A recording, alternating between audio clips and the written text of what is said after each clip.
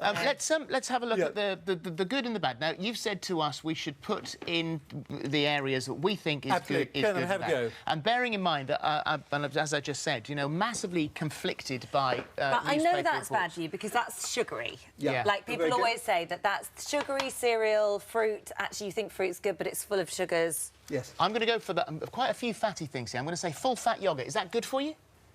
We shall see. And we're going to put, I reckon, lentils over here is good. I'm putting eggs over here. I'm going to put white pasta over here. I'm going to put sunflower oil over here. Bran over here. I'm going to put butter over here. I've gone for what you would think would be bad. That's got to be bad. That's not bad. I'm sorry. You can eat an apple and you can eat mango. You have to be able to. That's probably got too much sugar in it. I know, but one apple a day keeps the doctor away, doesn't it? Low fat. OK. Low fat. You've done very well, I have to say. Have we? You have done very well, yeah. So, broadly speaking, the only one I would remove is that one and that one. Which is the vegetable oil. Mango, not so sure about. Yes, pasta, if it's brown. It depends on whether it's mainly about the fibre. Brown pasta is better than white pasta, and that's the trouble is the pasta gets converted to sugar very fast. You're right, granola really high in sugar.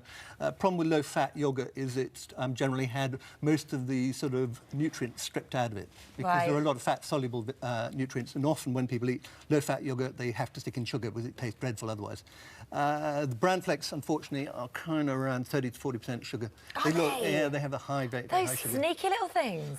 Bacon, I put it in the bad. Some people kind of put it more there because protein is good for you, but you can have bacon like once a week. But well, we've been recently told, you know, and maybe you know the answer to this, that processed foods and bacon is cured, and so therefore processed is carcinogenic if you get cancer. Yeah, I think I'm very sceptical about that particular claim. It's carcinogenic, but the risks are very small. They estimate that every bacon sandwich you have knocks about half an hour of your life. But the trouble is, if you go for a 20-minute walk, that'll add about half an hour to an hour. So if you have the bacon sandwich and then go for a walk... Can I have the bacon sandwich whilst I'm walking? Can I order a bacon sandwich, please? This is making me really hungry talking about this. Olive oil, fantastically good for you. But that's very calorific, though. It so is. if I've only got 800 calories... Indeed. So initially on the 800-calorie diet, you're not going to be consuming much of it, but it's also incredibly filling. The Mediterranean diet, which is kind of the super healthy diet, which everyone agrees now is super healthy, has lots and lots of olive oil in it. And so when you move on, because it's really satiating, it also has some really good stuff in it. Big study recently out of Spain, it found that women consuming lots of olive oil cut their risk of breast cancer by about 68%. Really? Yeah, and also the people on the Mediterranean diet lost weight. It was a big study comparing Mediterranean with low fat. Lentils, great. Eggs are back. Eggs are wonderful. I have eggs most morning.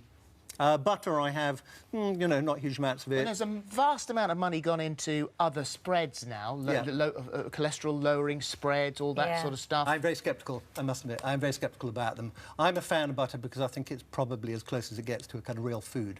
And what we know now as well is the sort of fatty acids you find in dairy are probably beneficial. So there's been a major change because not all fats are bad. Some fats are obviously bad, the sort of stuff in the processed, you know, pies and things like that. But frankly, milk, butter, yoghurt, those things are kind of coming back. Well, interestingly, I mean, we've had you on here before. I did the 5-2 diet, and it worked brilliantly for me. I actually found it quite easy. Some people got bad-tempered and fell over a bit and all that sort of stuff, but it doesn't suit everybody. But what I found afterwards was that even now, and I don't do it anymore because my appetite is much smaller, so I just eat smaller portions with it always in the back of my mind that if I feel that I've had too much, then I just cut back a little bit. So I don't do it anymore. I still feel very healthy and the weight has absolutely stayed off. Absolutely, and that's one of the things they found as well when they did the 800-calorie diet. So, you know, the blood sugar diet, it's premised, as I said, on 800 calories for 8 weeks. They're doing a massive study at the moment in 8 countries, 2,500 people. These are people who are overweight. They're not diabetic, but they're at risk of becoming diabetic. And so they've been following them now for 4 years. And what they have found is that if you can cut your weight by about 10%, and in fact, most of these people, 90% of them, were able to stick to the diet for 8 weeks. They lost 11 kilos. And if they keep it off, then it cuts their risk of becoming diabetic by 90%. So this is a massive revolution, I have to say. Just hearing as we cut to our next guest, who's Karl Pilkington, who's actually eating a biscuit as we speak. Yeah. So biscuits, I assume, sit in the bad I'm afraid part. Biscuits would be shoved off over here. OK. Thank you very much. Lovely to see you. Lovely to see you. Thank you.